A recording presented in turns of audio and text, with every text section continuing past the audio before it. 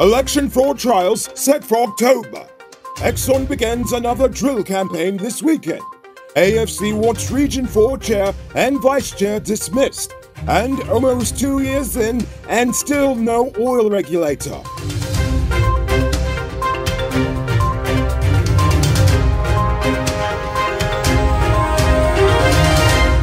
I am Noriko Bolford, and welcome to tonight's edition of Uncut News.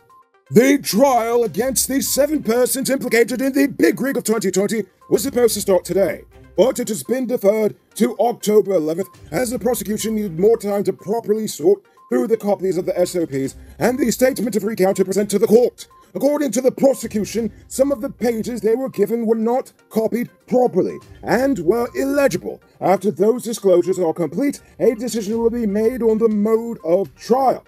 Those charged are Volder Lawrence, Spreadsheet Mingo, Carol Smith-Joseph, and 4 GCOM staffers. They are Safran Fabry, Michelle Miller, Dennis Bob Cummings, and Enrique Liven. They are all accused of inflating the results of Region 4 to give the coalition a majority win. Guyana has received US $248 million from the IMF Special Drawing Rights. The IMF Special Drawing Rights, or SDR, are international reserve assets created by the IMF to supplement the official reserves of its member countries. It is not a currency. It is a potential claim on the freely usable currencies of IMF members, and as such can provide a country with extra liquidity. The allocation has increased the state's international reserves to exceed US $800 million, up from the US $601 million at the end of July 2021. The Bank of Guyana Governor General Dr. Gobin Ganja said the allocation is expected to go to fight the Rona and towards infrastructure spending. Even though Exxon failed twice to find commercial quantities of oil in the Kanji block, they are still continuing the search. Starting tomorrow, they will commence drilling the Sapote 1 well. Drilling of the Sapote 1 is anticipated to take 60 days, with results anticipated in late October. The first well that was drilled on the Kanji block was Bulletwood 1. It was drilled in May, while the second well, Jabilo 1, was drilled in the second quarter of 2021. Exxon has since applied for environmental authorization to spud a 12-well drilling campaign in the Kanji block.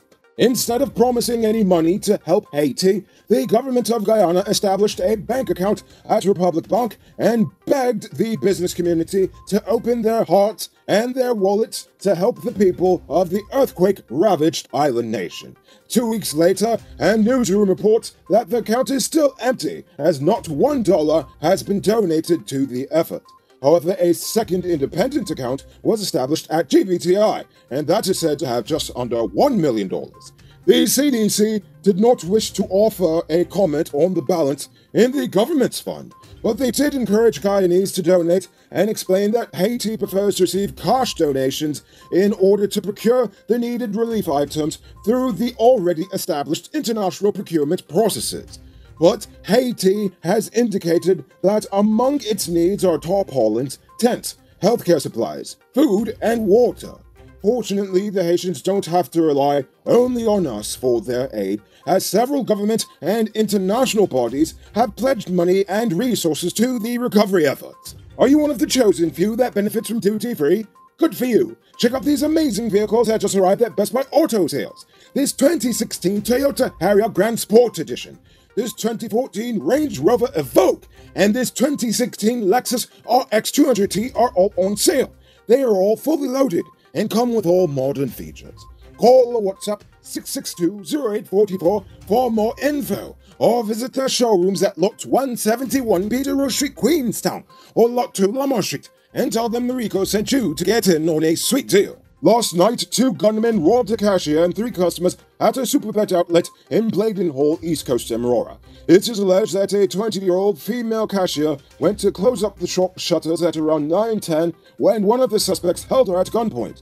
The man stole all the money out of the register and then robbed her and the customers of the cash, phones, and jewelry. They then escaped in one of the customers' vehicle, a white Fielder wagon with a license plate number HC7599. 33-year-old sex worker Sherwin Anthony, also known as Oprah, was today sentenced to 1 year in prison after he confessed to robbing a man at Cornhill Street, Georgetown. According to the prosecution, on August 21st, Oprah robbed a man with a cutlass and took his jewelry, electronics, cash, a knife, and even a jackhammer. When caught, Anthony admitted to the crime and revealed the identity of a second person who was involved in the robbery. He also handed over the stolen tablet to the police. The lack of confidence continues as the AFC councillors for Region 4 have filed no confidence motions against the chairman and the vice chairman of Region 4, who are both members of APNU. The AFC said the action was in direct response to what they see as the continued failures and shortcomings in the management of the affairs of the region. The AFC Region 4 councillors now intend to table the motions at the next statutory meeting. There has been uneasiness between the two parties on the council since their election, when the AFC's choice for vice chairman was shut out, and the APNU members nominated and voted for their own member for the position. Don't miss the grand 50% off sale and get a free 1-month Digital Prime bundle plan. Available at City Mall, Starbrook Square, Regent and Light Street, Massey Turkide, and Massey Providence. Shop early, limited stocks available. Now for today's Run Report. Today, the nation recorded 103 new cases. There are now 609 persons dead, 22 persons in the ICU, 1,555 in home isolation. The total number of confirmed cases around the nation now stands at 24,967. So, please, people, wash your hands frequently. Avoid touching your nose and mouth and mask up before you leave the house. When you do leave home, try to avoid enclosed spaces and large crowds, and remember to give 6 feet of space between you and others. On the topic of the virus, former PNC Parliamentarian Merv Williams is still in the ICU. Sources said Williams was not vaccinated. He is the second well-known PNC supporter to have fallen seriously ill since the vaccine became available. The first was Region 10 Vice Chairman Douglas Gittins, who died in June. Former opposition leader Robert Corbyn had also been hospitalized, but that was before the vaccine was available. He has since recovered. However, PPP activist Majid Hussein had also succumbed to the disease. So, stay safe, people.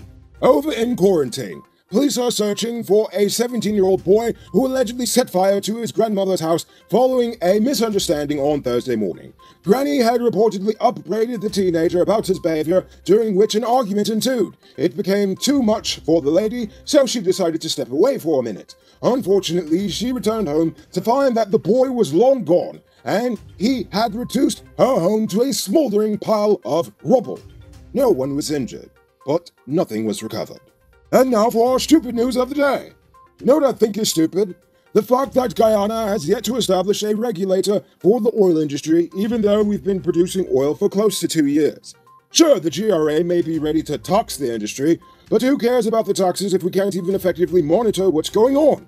Fortunately for us, the president did recently announce that the Petroleum Commission would be formed by year's end. But seeing as it requires Harman's approval, I don't see how they are going to legally form the Petroleum Commission anytime soon, as such a move would make the PPP look good. And at this point, Harman would even let his own people die of the Rona if it meant the PPP would look bad.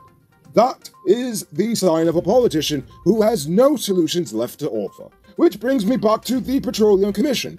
Had Harman actually had this sense while he was in government, he would have established this commission. But he didn't, because he was too busy in the CCJ trying to fight a no-confidence motion and trying to argue if 33.5 or 2.5, whatever stupid math problem they were trying to fight about. But all I'm trying to say is that they had 5 years to prepare for oil, and the government did nothing to prepare the economy nor the citizens to truly benefit from this industry.